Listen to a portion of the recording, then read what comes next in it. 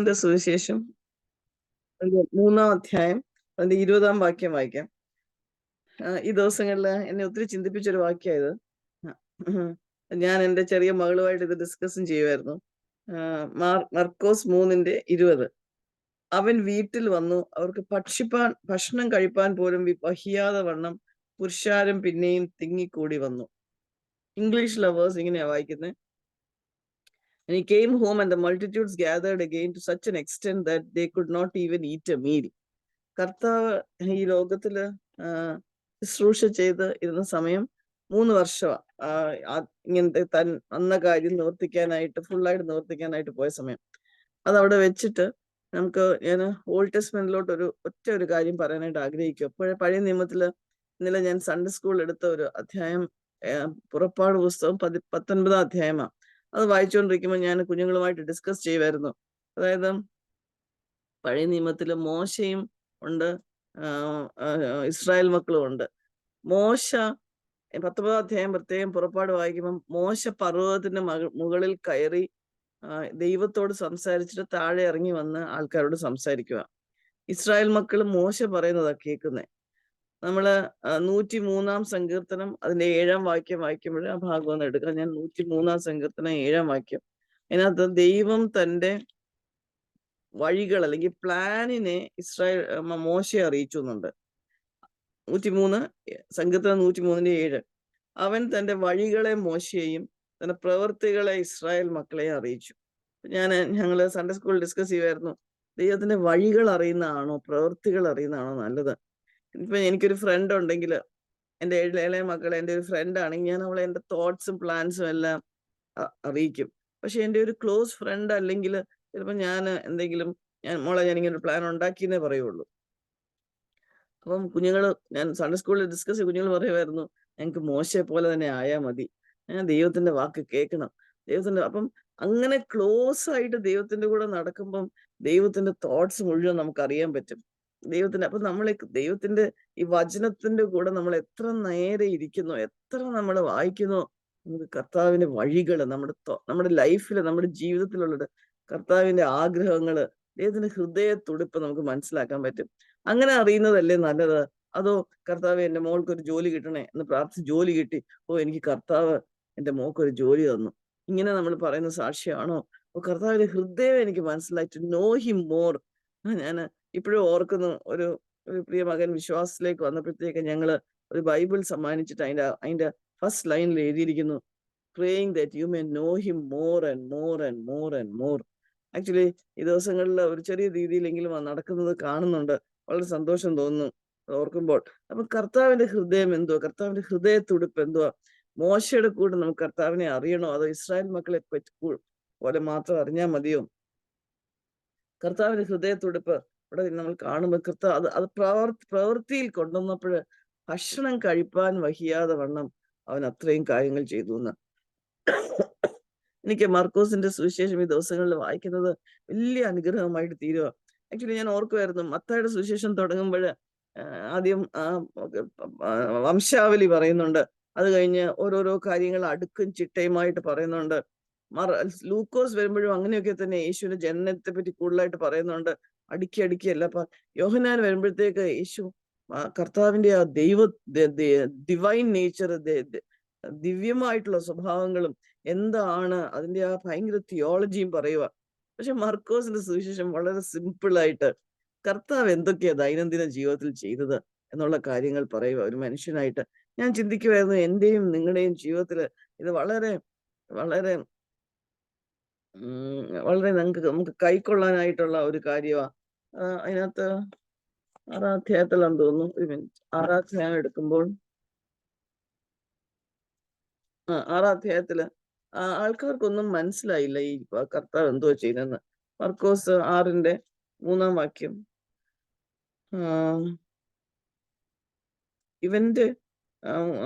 ഇവൻ മറിയയുടെ മകനും യാക്കോബ്, യോസെ, യൂദ, ശിമോൻ എന്നിവരുടെ സഹോദരനുമായ തച്ചനല്ലയോ? ഞാൻ ഓർക്കുമായിരുന്നു, തച്ചൻ എന്നുള്ളൊരു വേർഡ് വെച്ചിട്ടാണ് യൂസ് ചെയ്തിരിക്കുന്നത്. അപ്പൊ കർത്താവിനെ അവരെ എങ്ങനെയാ മനസ്സിലാക്കിയത്? വെറും ഒരു തച്ചനായിട്ട്. അതിൽ കൂടുതലൊന്നും അവർക്ക് മനസ്സിലായില്ല എന്ന് ഞാൻ ചിന്തിക്കുമായിരുന്നു. അതേ അധ്യായത്തിൽ തന്നെ ഞാൻ തോന്നുന്നു, അതോ അതിന്റെ ഇപ്പുറത്തോ, യേശു കർത്താവിന്റെ വീട്ടുകാർ വന്ന് അമ്മയും ബ്രദേഴ്സും വന്നിട്ട് യേശു കർത്താവിനെ നോക്കുക. ആ സമയത്ത് യേശു അവർക്കൊന്നും മനസ്സിലായില്ല. അവര് വിചാരിച്ചു യേശു കർത്താവിന് ബോധം പോയി, സുബോധമില്ല എന്നിങ്ങനെയാ അവര് യേശു കർത്താവിന്റെ മദറൊക്കെ ചിന്തിച്ചത്. അപ്പൊ അങ്ങനെയൊക്കെ, കാരണം അതുപോലെ യേശു കർത്താവ് പ്രവർത്തിച്ചുകൊണ്ടിരുന്നത്. ഈ തച്ചനല്ലയോ എന്നുള്ള വാക്ക് വായിച്ചപ്പോൾ ഞാൻ ഒത്തിരി ചിന്തിച്ചു. അതായത് ആദ്യത്തെ 30 വർഷം വെറും ഒരു തച്ചൻ, ഒരു കാർപ്പൻ്റർ ആയിട്ട്. അപ്പൊ തീർച്ചയായിട്ടും ഞാൻ ഞാൻ വിചാരിച്ചു തച്ചന്റെ മകൻ എന്ന് പറഞ്ഞാൽ ശരി, ഒരു ഒരു ഒരു ഹെൽപ്പ് ചെയ്യുന്ന ആള്. തച്ചൻ എന്ന് പറയുമ്പോൾ, ഒരു ആശാരി എന്ന് പറയുമ്പം ശരിക്കും അതുപോലെ ആ ജോലി നല്ലതായിട്ട് ചെയ്ത്. അപ്പം അപ്പം യേശു കർത്താവിന്റെ ജീവിതവും നമ്മുടെ ജീവിതവും, യേശു കർത്താവ് എന്തിനാ വന്ന് ഇങ്ങനെ ജീവിച്ച് കാണിച്ചത്? നമ്മളും അതുപോലെ ആ ജീവിതത്തിൽ നമ്മുടെ ജീവിതത്തിലാക്കാൻ വേണ്ടിയാ. അപ്പൊ ആദ്യത്തെ 30 വർഷം വളരെ വളരെ നന്നായിട്ടൊരു കാർപ്പൻ്ററായിട്ട് ജീവിച്ചു. ഇപ്പൊ ദൈവം വേറൊരു ശുശ്രൂഷ തന്നു. വളരെ ഒത്തിരി 3 കാര്യങ്ങളാ ഞാനത് നോക്കുവായിരുന്നു. കർത്താവ് എന്തൊക്കെയാ ചെയ്തതെന്ന്. കർത്താവ് പഠിപ്പിക്കുവായിരുന്നു. Teaching and doing and being. ദൈവസന്നിധിയിലായിരിക്കുവായിരുന്നു കർത്താവ്. കർത്താവ് പ്രസംഗിക്കുവായിരുന്നു, പഠിപ്പിക്കുവായിരുന്നു. കർത്താവ് ജോലി ചെയ്യുവായിരുന്നു, ഡൂയിങ്. അപ്പൊ ഇത് മൂന്നും ചെയ്യാനായിട്ട് കർത്താവ് ഇരുന്നപ്പോൾ കർത്താവ് വളരെ തിരക്കിട്ട് ജീവിതമായിരുന്നു. അപ്പൊ കർത്താവിനറിയാം 3-3.5 വർഷമേ ഉള്ളൂ. അത് കഴിഞ്ഞിട്ട് കർത്താവ് തിരിച്ച് താൻ പോണ്ട സമയമായി വരും. നമുക്കും കർത്താവിന് അറ്റ്ലീസ്റ്റ് അത് അറിയാം.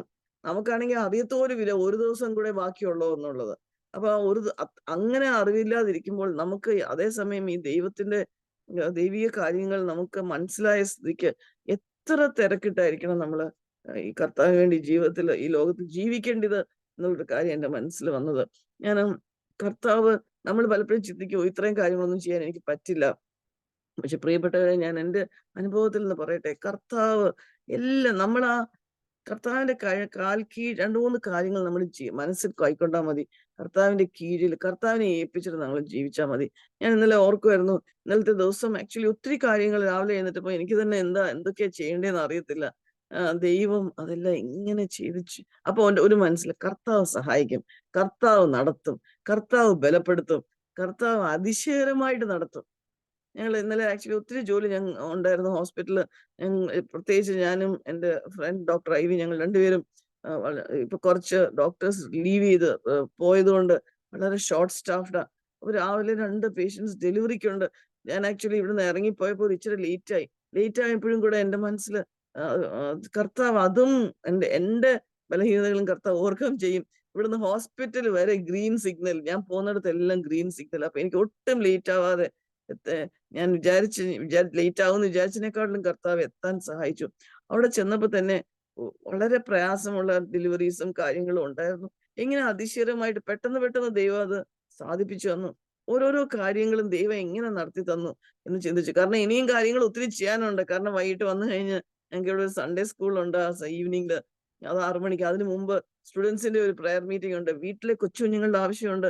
ഈ കാര്യങ്ങളെല്ലാം പേരൻസിനെ ഒന്ന് ഇടയ്ക്കൊന്ന് പോയി കാണേണ്ട ആവശ്യമുണ്ട്. കർത്താവ് എങ്ങനെ അതിശയകരമായിട്ട്, ഒന്നും വേറെ ഒരു ജോലി ഇല്ലാത്ത പോലെ കർത്താവ് ഓരോന്നും നടത്തുന്നത്. അതായത് കർത്താവ് എളുപ്പമായിട്ട് നടത്തി തരും. കാരണം കർത്താവിന്റെ ദിവ്യ ശക്തിയിലാണ് നമ്മൾ എല്ലാ കാര്യങ്ങളും ചെയ്യുന്നത്. ഞാനത് ഇന്നലെ ഒരു അനുഭവസ്ഥയായിരുന്നു. പ്രത്യേകിച്ച് എനിക്ക് തോന്നിയത്, ഞങ്ങൾക്ക് സൺഡേ സ്കൂളിൽ കുറച്ച് ടീച്ചേഴ്സ് അവധി ആയിരുന്നോണ്ട് ഞങ്ങള് മാറിയാ എടുത്തത്. അതായത് ഒരാളുടെ ക്ലാസ് വേറൊരാൾ എടുത്തു, അഡ്ജസ്റ്റ് ചെയ്ത്. പക്ഷെ അതും ദൈവം എങ്ങനെ അനുഗ്രഹമായിട്ട് നടത്തി തന്നു. ഞാൻ ഞാൻ ചിന്തിക്കുമായിരുന്നു, ഞാൻ ഇന്നലെ എടുത്തത് എന്റെ സാധാരണ ക്ലാസ് അല്ല. പക്ഷെ ആ കുഞ്ഞുങ്ങൾ എന്റെ മുമ്പിൽ ഇരിക്കുമ്പോൾ ആക്ച്വലി അവരെന്റെ റെഗുലർ സ്റ്റുഡൻസ് ആകുന്ന പോലെയാ എടുക്കാൻ പറ്റിയത്. അപ്പൊ കർത്താവ് ജീവിച്ച പോലെ ജീവിക്കാനായിട്ടാ കർത്താവ് നമുക്കൊരു മാതൃക തന്നിട്ട് പോയിരിക്കുന്നത്. കർത്താവ് നമുക്ക് ചിലപ്പം നമ്മളെ കർത്താവ് തച്ചനായിരുന്നു. നമുക്ക് ഏതെങ്കിലുമൊക്കെ ആയിരിക്കും നമ്മുടെ പ്രൊഫഷൻ, നമ്മുടെ ബാക്ക്ഗ്രൗണ്ട്. ചിലപ്പോ ഒരു ആശാരിയായിട്ടായിരിക്കും, അല്ലെങ്കിൽ കർത്താവ് ശിഷ്യന്മാരോ മുക്കുവരായിരുന്നു. നമ്മുടെ ബാക്ക്ഗ്രൗണ്ടോ നമ്മുടെ കഴിവോ നമ്മുടെ ഒന്നും ഒരു വിഷയമല്ല. നമുക്ക് ചിലപ്പം പഠിത്തമില്ലായിരിക്കും. പക്ഷെ അപ്പോസ്തല പ്രവൃത്തിയിൽ പറയുന്നത്, ഇവർ മുക്കുവരല്ലേ, ഇവർക്ക് എങ്ങനെ ഇവിടുത്തെ ഇങ്ങനെ പരിജ്ഞാനം കിട്ടി? ഈ മർക്കോസിൽ തന്നെ ഒരിടത്ത് വായിക്കുമ്പോൾ ആ പരീശന്മാർ കർത്താവിനെ നോക്കിയിട്ട് പറയുക, ഈ ഗോഡ് ഗിവൺ വിസ്ഡം ഇവൻ എവിടുന്നാന്ന്. ഞാൻ ഓർക്കുമായിരുന്നു, ഈ വിസ്ഡം, അതായത് നമുക്ക് ഓരോ കാര്യങ്ങൾ ചെയ്യാനായിട്ടുള്ള ദൈവിക പരിജ്ഞാനം ദൈവം തരുന്നതാ. ഇന്നലെ വൈകിട്ട് ഞങ്ങൾ 1-2 സഹോദരൻ ചെറിയ മക്കൾ ചേർന്നിട്ട് ഒരു കാര്യം ഡിസ്കസ് ചെയ്തുകൊണ്ടിരിക്കുമ്പോൾ ആ മകൻ പറയുമായിരുന്നു, അയ്യോ ആന്റി, ഇതിന് എങ്ങനെ ഒരു സൊല്യൂഷൻ കൊണ്ടുവരണം എന്ന് ഞാൻ ചിന്തിച്ചിരിക്കുമായിരുന്നു. ആ സമയത്ത് ഞങ്ങൾ സംസാരിച്ചപ്പോൾ എല്ലാ കാര്യങ്ങളും ക്ലിയർ ആയി എങ്ങനെയാ ചെയ്യേണ്ടിയെന്ന്. അപ്പൊ ഞാൻ ഇങ്ങനെ പറഞ്ഞു, അങ്ങനെ ഇത് ഗോഡ് ഗിവൺ വിസ്ഡമാ, ദൈവം തരുന്ന വിസ്ഡമാ. ഞാന് നമ്മള് മോശയുടെ കാര്യം പറഞ്ഞു, എങ്ങനെ കർത്താവിന്റെ കൂടെ അടുത്ത് നിന്നു എന്നുള്ളത്. നമ്മൾ യേശു കർത്താവിന്റെ കാര്യം പറഞ്ഞു. ഈ പൗലോസിന്റെ കുറച്ച് വാക്യങ്ങളുടെ വായിക്കാം. 2 കൊരിന്ത്യർ 12:15. എങ്ങനെയാണ് നമ്മൾ ജീവിക്കേണ്ടതായിട്ട് ദൈവം ആഗ്രഹിക്കുന്നത്? 2 കൊരിന്ത്യർ 12:15 വായിക്കോ?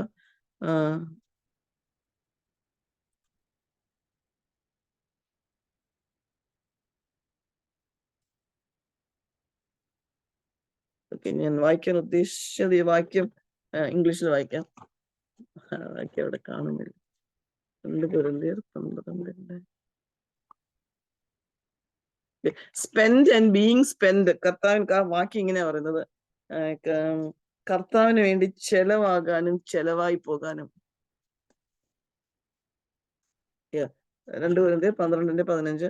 And I will most gladly spend and be expended for your souls. ഇതാണ് കർത്താവ് നമ്മളെ പറ്റി ആഗ്രഹിക്കുന്നത്. അത് തന്നെ 14ന്റെ അവസാനം. അതുകൊണ്ട് 15, ഞാൻ അതിസന്തോഷത്തോടെ നിങ്ങളുടെ ജീവന് വേണ്ടി ചെലവിടുകയും ചെലവായി പോവുകയും ചെയ്യും. സ്പെൻഡ്, നമ്മൾ വിചാരിക്കും ചെലവിടുക, അത് വളരെ നല്ല കാര്യമാണ്. പക്ഷെ കർത്താവായി ആഗ്രഹിക്കുന്നത് ചെലവായി പോകാനാ. ചെലവായി പോകുക എന്ന് പറയാൻ നമ്മൾ ഇല്ലാതാകുക. ഇതാണ് കർത്താവ് അതാ ചെയ്തേ, പൗലോസ് അതാ ചെയ്തേ.